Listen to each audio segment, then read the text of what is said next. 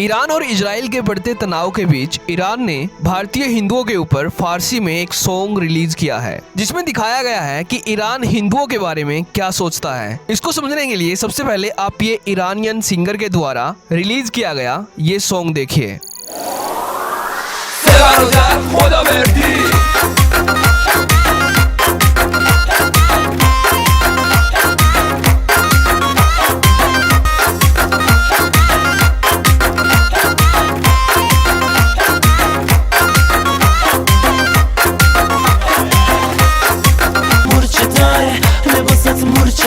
شما خونتون مورچه داره، تو چشات مورچه داره، لایه کتابات مورچه داره، لباسات مورچه داره، همومک مورچه داره، دور و برش کوچه داره، جون تو خانه داره، اشیا باشو خانه داره. نه نداره. इस Iranian video song को देखकर आपको ये शायद ही समझ में आया होगा कि आखिरकार इस वीडियो में चल क्या रहा है, क्योंकि ये पूरी वीडियो ईरानियन लैंग्वेज यानी कि फारसी भाषा में है। लेकिन वीडियो के विजुअल से चीजें कुछ समझ में आती है कि ये वीडियो ईरान ने भारतीय हिंदुओं के ऊपर बनाई है, यानी कि भारतीयों के प्रति ईरानियन अपना कैसा नजरिया रखते हैं और ईरानियन के प्रति भारतीय हिंदू अपना कैसा नजरिया रखते हैं। ऐसा कुछ दिखाने की शायद इन्होंने यहाँ पर कोशिश की है। इसी चीज को समझने के लिए ईरान के एक सिंगर ने भारतीय हिंदुओं पर एक नहीं बल्कि ऐसे ही कई सॉन्ग बनाए हैं। مادر الان که دیگه مثل قدیم نیست. بس کن دیگه سیتا، همین چه من گفتم. اول باید خواهر بزرگترت ازدواج کنه. این یک رسمه. راجو هم اگه خیلی تو رو دوست داره باید به خاطر تو صبر کنه. آخه نداره. जो ये साफ साफ बताती है कि ईरान भारतीय हिंदुओं के बारे में क्या सोचता है और हिंदुओं के प्रति अपना नजरिया कैसा रखता है। ईरान में इस सॉन्ग का नाम फारसी में रखा गया है मुर्शे डेयर, जो ईरानियन मुस्लिम्स के द्वारा बहुत ही ज्यादा पसंद किया जा रहा है। इस ईरानियन सॉन्ग का हिंदी में अर्थ है वहाँ चींटियां है, जिस पर एट प्रेजेंट में 1 करोड़ से ज्यादा व्यूज है, यानी कि 10 मिलियन से भी ज्यादा व्यूज। और ईरान के द्वारा हिंदुओं पर बनाया गया ये सॉन्ग केवल ईरान में ही नहीं बल्कि ईरान के साथ साथ उज्बेकिस्तान और सीरिया में भी काफी ज्यादा पॉपुलर हो रहा है। जब भारत का कोई इंटरनेशनल मुद्दा मिडिल ईस्ट के इस्लामिक देशों के साथ उठता है तब इस सॉन्ग पर तेजी से व्यूज गेन होने लगते हैं। इसलिए अब ये सॉन्ग ईरान, लेबनान और उज्बेकिस्तान में ट्रेंड हो रहा है, जिसमें एक भारतीय हिंदू लड़की को माध्यम बनाकर भारतीय हिंदुओं के ऊपर ये सॉन्ग बनाया गया है। जैसे कि आप इस सॉन्ग के इस सीन में देखिए।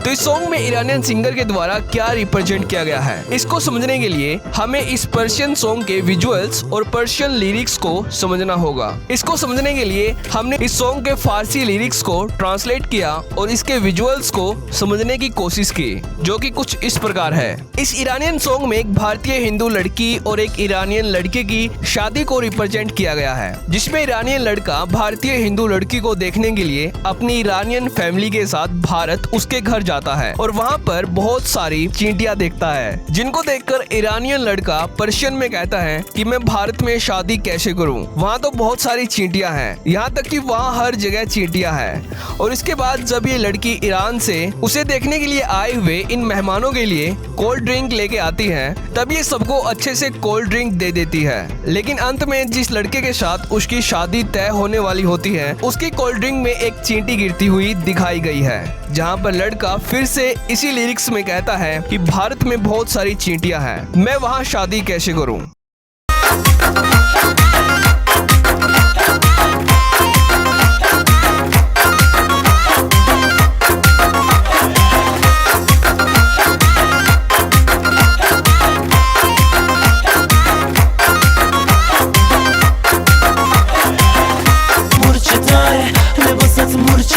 شما خونتون مورچه داره، تو چشات مورچه داره، لایه کتابات مورچه داره، لباسات مورچه داره، همومک مورچه داره، دور و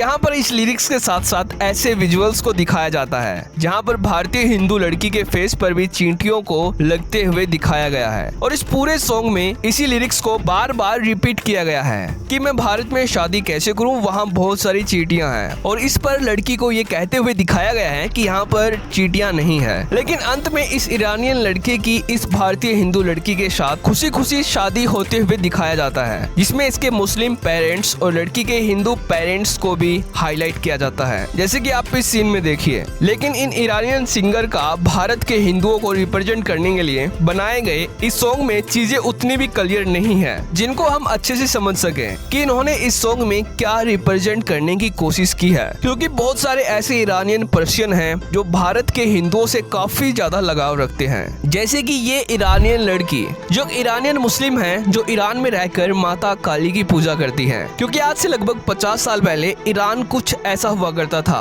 ईरान की ये वीडियो फुटेज है साल 1973 की, जब ईरान में पर्शियन शाह किंग यानी पर्शियन किंग का राज था, जो ईरान के वैदिक रिलीजियन फारसी को फॉलो करते थे। लेकिन 40 सालों की इस्लामिक तानाशाही के बाद आज फिर से ईरानियन की कहानी बदलती हुई नजर आ रही है। इस लड़की का नाम है ज़ैनब, एक ईरानियन मुस्लिम लड़की जो ईरान की सिटी ज़ेनजान में रहती है। ज़ैनब इस्लाम को छोड़कर माता काली की पूजा करती है और साथ में ही संस्कृत के मंत्रों का उच्चारण भी करती है। और हैरानी की बात तो ये है कि ज़ैनब को ईरान में रहते हुए एस्ट्रोलॉजी भी आती है, जो सनातन धर्म की एक प्राचीन विद्या है, जैसे कि आप इस वीडियो में देखिए। बहुत ही अच्छा मुझे लग रहा है। मैं भी ज़ेनजान में हूँ, ज़ैनब जी के साथ हूँ और हम एक हफ्ते करीब 8 या 9 दिन पहले हम मिले थे और मैं बिल्कुल इम्प्रेस हो गया था इनकी नॉलेज से, जो इन्हें पता है हिंदू धर्म से रिलेटेड, और काफ़ी कुछ ये जानती हैं और ये इन्हें एस्ट्रोलॉजी भी आती है। तो मतलब मुझे तो बहुत ही आश्चर्यचकित मैं हुआ था। तो मेरा मन था कि हम कभी साथ में बैठें एक दूसरे के साथ और अच्छे से समझें कि, और अभी जो टाइम है बिल्कुल ठीक है। बहुत ही पॉजिटिव एनवायरनमेंट है। First of all, can you introduce about yourself? My name is Zainab. I live in Zanjan. I'm an astrologer. Great. And I'm 25 years old. I like Hinduism and Mithraism. Okay. Just this. और इनकी मंत्रास की knowledge भी काफी अच्छी है, इन्हें 2-3 मंत्रास भी आते हैं। ज़ैनब ने बुर्का और हिजाब का त्याग किया हुआ है। इन्होंने इस वीडियो में बताया कि मेरा नाम ज़ैनब है, मैं एक एस्ट्रोलॉजर हूँ, मुझे हिंदू धर्म बहुत ही ज्यादा पसंद है। इसके साथ ही मुझे संस्कृत मंत्र भी पसंद है जिनका मैं जप करती हूँ, जैसे कि मुझे माता काली का मंत्र पसंद है, गायत्री मंत्र और माँ वराई मंत्र के साथ साथ दूसरे संस्कृत मंत्र भी आते हैं। और इनके साथ साथ ईरान में ऐसी बहुत सारी लड़कियां हैं जो इस्लाम का त्याग करके एक मुस्लिम से हिंदुइज्म की ओर बढ़ रही है। तो अगर आपको ये वीडियो इम्पोर्टेंट लगती है तो इसको अपने रिलेटिव्स के साथ शेयर करना। तो आज की इस वीडियो में इतना ही। तो थैंक्स फॉर वॉचिंग।